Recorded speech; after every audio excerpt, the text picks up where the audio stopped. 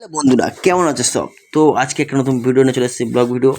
তো আজকে সকালে গিয়ে চলে গেছিলাম, রঙের কাজ যেহেতু হয়নি তো চলে গেছিলাম মালিকের বাড়ি। গিয়ে দেখলাম যে থ্রেশারের যে ওপরে কভারটা রিপেয়ারিং করতে যাব। তো সকাল সকাল ভ্যান স্টার্ট দিয়ে দেখছি ভ্যানে তেল নেই।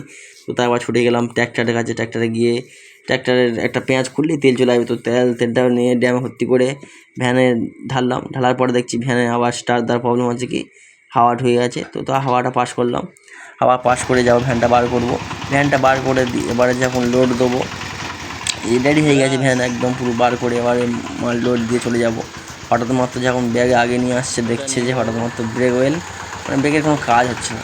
তারপর হঠাৎ মাত্র ব্রেকের কাজ হচ্ছে না, কী ব্যাপার? তো খুলে দেখছি যে ব্রেক অয়েলের তেল নেই। তো তেল ঢালার পরে ব্রেক ধরানো হচ্ছে এটা।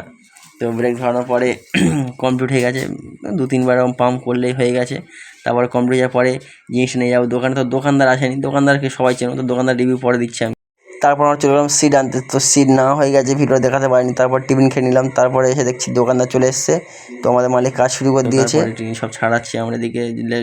দোকানদার হয়ে বসে দেখতে পাচ্ছি না, এটাই হচ্ছে আমাদের দোকানদার প্রসেনজিৎ ময়রা, সবাই কোচি বলে চেনে।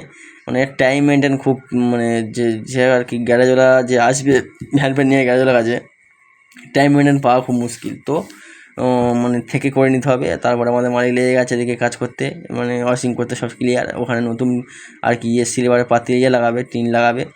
তো এদিকে আমাদের জেনারেল কোম্পানির ছিল, টিন ছিল, তো দারুণ। তো কমপ্লিট হয়ে গেছে, এবার বেরিয়ে যাব। তো গিয়ে দেখছি লোড নিয়ে চলে আসার সময় দেখছি ব্রেকের আবার কাজ করছে না। তো আবার ওখান থেকে খুলে খালে রেডি করার পরে এবার ভ্যান তুলে দেবো। বাড়িতে এসে দেখছি, আমি বলছি আবার ধর কাজ নেই কোনো। তো তারপরে ভ্যান তুলে দিলাম, দেওয়ার পরে ভ্যান একদম তুলে রেডি। দেওয়ার পরে এবার আমি কী করবো বলছিলাম যে তাহলে খাওয়া দাওয়া হয়ে যাক এবারে। তো রেডি। তো এবার খাওয়া দাওয়া হয়ে যাওয়ার পরে হঠাৎ মাত্র খবর পেয়েছি আমার একটা কাকা ড্রোন কিনেছে। ছুটে গেলাম ড্রোন দেখতে, যে ড্রোনটা আমি ওড়াবো, ক্যামেরা করবো। কিন্তু গিয়ে দেখছি ড্রোনটা একটু সমস্যা বলতে ড্রোনটাকে চালাতে পারি না, সাদা কথা। ড্রোন যেহেতু রিস্ক হয়ে যাচ্ছে, তো আমাদের অপারেটার এই দেখতে পাচ্ছেন প্রথমবারে চালিয়ে দিয়ে একেবারে বাদাময় এদিক ওদিক চালিয়ে দিয়ে একদম পুরো আমাদের বাড়ির পাশে ফেলেছে। তো ও আবার উড়তে গিয়েছে। তারপর আমি গেলাম, গিয়ে ড্রোনটা ওড়াচ্ছিলাম।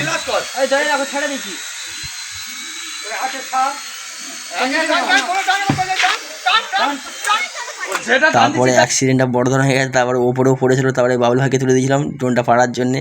তো ভিডিও ভালো লাগলে লাইক, কমেন্ট, শেয়ার, চ্যানেলটা ফলো